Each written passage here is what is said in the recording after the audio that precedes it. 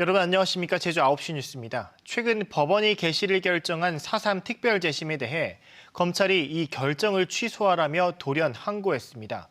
절차상 문제가 있다는 건데 유족들은 검찰이 특별법 취지를 이해하지 못하고 있다며 반발하고 있습니다. 문준영 기자의 보도입니다. 70여 년 전 국가보안법 위반 등의 혐의로 일반 재판을 받고 억울한 옥살이를 한 피해자와 유족들.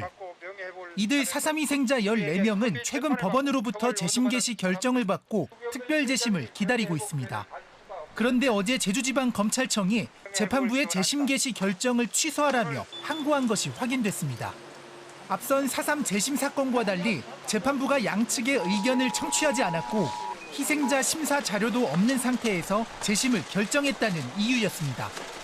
하지만 14명의 대상자는 이미 희생자로 결정됐고 당시 판결문도 존재하고 있어 논란이 일고 있습니다. 특히 의견을 청취하지 않았다는 검찰의 주장과 달리 재판부는 이미 지난해 12월 검찰에 의견 요청서를 보낸 것으로 파악됐습니다.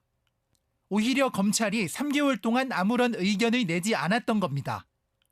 변호인 측은 심사 자료가 없다는 검찰의 주장에 대해서도 이미 국가기록원과 제주도로부터 일부 자료를 제출받았다며 절차적 문제가 없다고 강조했습니다. 검찰에도 충분하게 의견 진술의 기회가 주어졌기 때문에 설령 선고 청탁 결과가 일부 도착하지 않은 게 있다고 하더라도 재심 개시 결정에는 절차상 하자가 전혀 없다고 저는 그렇게 생각을 하고 있습니다. 이에 대해 검찰은 희생자 심사 자료를 받은 뒤 의견을 내려 했다며 절차적 정당성을 확보하기 위한 것이라고 설명했습니다. 검찰의 항고로 사건이 고등법원으로 넘어가게 되면서 재판 지연은 불가피할 것으로 보입니다. 유족회는 4.3의 완전한 해결을 추진한 그동안의 노력에 찬물을 끼얹는 처사라고 강하게 비판했습니다.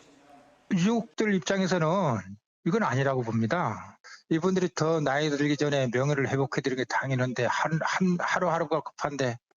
국가가 나서 4.3 수형인들의 직권재심을 추진하는 가운데 제주지검이 정반대 행보를 보이면서 논란은 더욱 거세질 것으로 보입니다. KBS 뉴스 문준영입니다.